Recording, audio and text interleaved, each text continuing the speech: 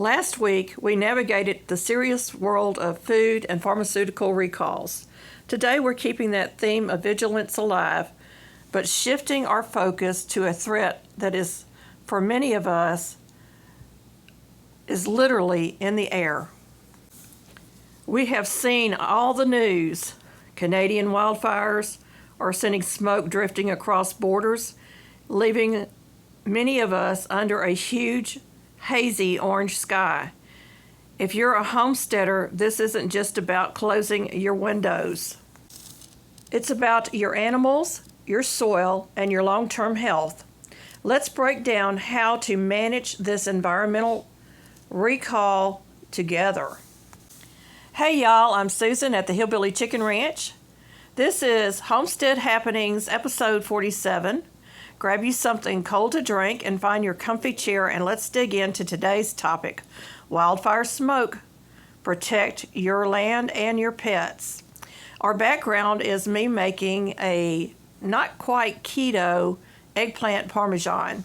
So y'all can find that recipe in the description box below this video.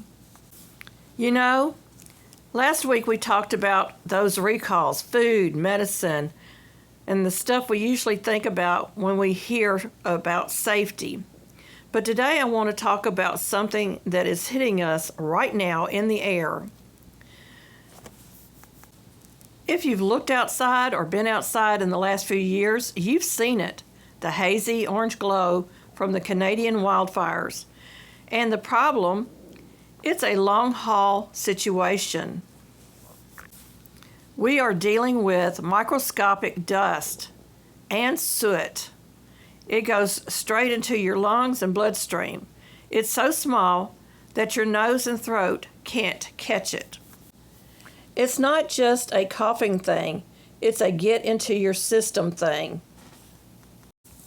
And if you have any lung issues, well, it's your worst nightmare. So how do we handle this on the homestead? First off, stop trying to clean the whole house. That's a losing battle. Instead, pick one room, like a bedroom, and make that your clean room. Use a solid HEPA air purifier in there. Keep windows tight, and use that as your sanctuary to let your body actually recover.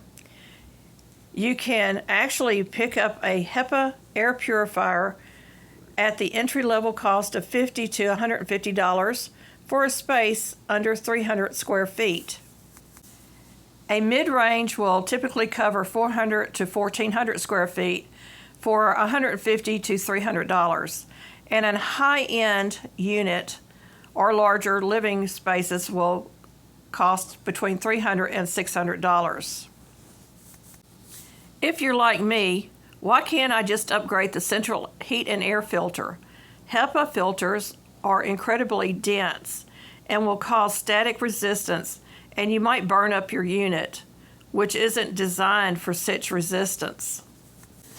The MERV 13 is more in line and specifically designed to be compatible with most modern residential systems, but you should check with your HVAC manual or ask a professional technician if your system can handle it. The whole house HEPA systems is an entirely separate system that needs to be professionally installed into your ductwork. Costs are typically between $1,000 to $3,000 to install. A quick reality check on masks. If you're heading out to check the fence line, mow the hay, or other outdoor chores during the smoke event, putting on a cloth mask will not help. They just don't do the job.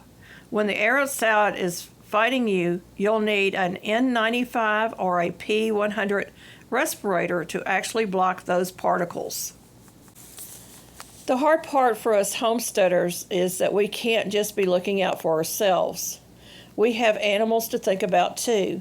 They don't watch the news, they don't see the air quality index, and they certainly don't know why the sky is orange. They are relying entirely on us to be their shield. And honestly, if the air is bothering your lungs, it's definitely bothering theirs. Think about it as a horse or a goat that has much larger lungs, and they're out in this moving around, and they are breathing in a lot more air than we are. When the smoke rolls in, keep a really close watch on the obvious stuff: lethargic behavior, not wanting to eat, or just acting a bit off. But also be on the lookout for subtle things like faster breathing rates, or even just a bit of a cough that wasn't there yesterday. So what can we actually do out in the barn? First, hydration is your best friend. Make sure they have access to plenty of fresh, clean water. It's not just about thirst. Keeping their airways hydrated helps their bodies clean out those tiny smoke particles. If they don't get hydrated, those particles just settle in and they stay there. Also, we have to stop creating our own dust. I know. We've got chores to do, but when the air is already heavy with smoke, put the leaf blower down and don't sweep the aisles. If you can sprinkle a little water on the walkways or put a little water on the pins to keep the dust down, we want to avoid adding any extra irritants to the air. They're already struggling with it. And the best thing? The slow down rule. If you had a big project planned, maybe moving a herd, weaning, or training, just hit the pause button. If you can, give them at least 4 to 6 weeks of easy living after the smoke finally clears before you ask them to do anything that is heavy lifting again. They need time for those lungs to heal up just as much as we do. In Proverbs 12:10, King James Version, a righteous man regardeth the life of his beast, but the tender mercies of the wicked are cruel. We are called to be righteous stewards of the life that we are entrusted with. Make sure we are looking out for the welfare and comfort of our animals is not only the right thing to do.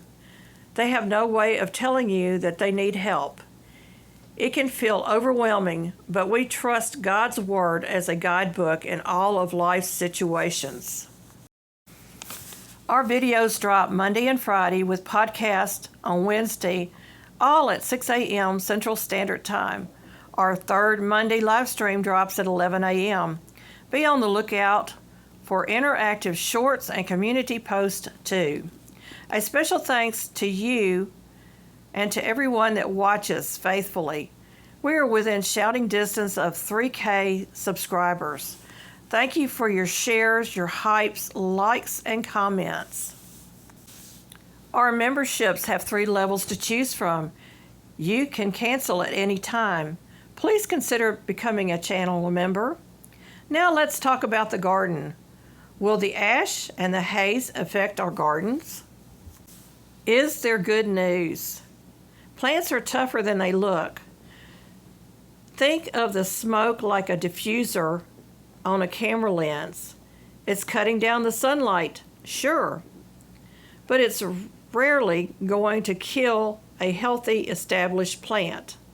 They're smart in that they slow down their growth and habits a little bit until the sun comes back into full force, and then they bounce right back. The real problem is ash settling on the leaves. If you see gray dust, don't go grabbing the leaf blower. That's just going to kick the dust back up into your face. Instead, keep it simple. Just get the hose out and give the plants a gentle, thorough rinse. Do it early in the morning or after sunset. It will wash the ash off into the soil, which is exactly where it needs to go. And for the veggies that you pick, they are generally safe. The smoke doesn't really penetrate the skin of a tomato or a pepper.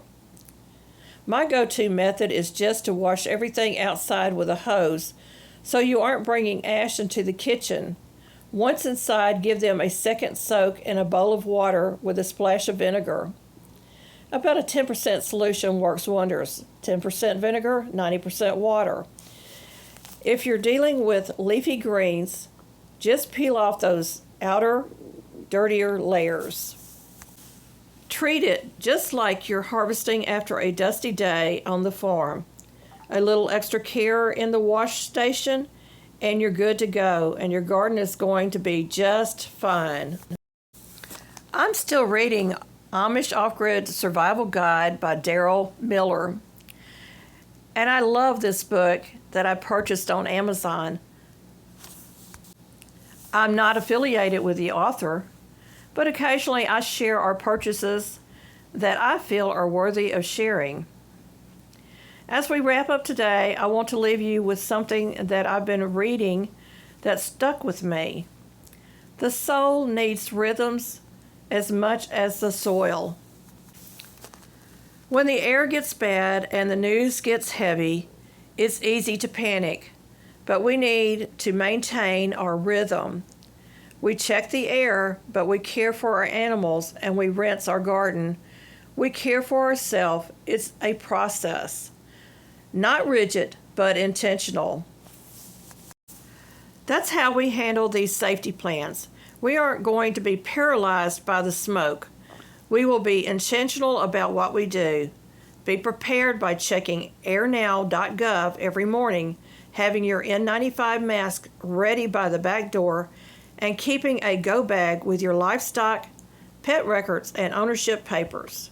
If you have to move quickly, you won't have time to dig through the filing cabinet.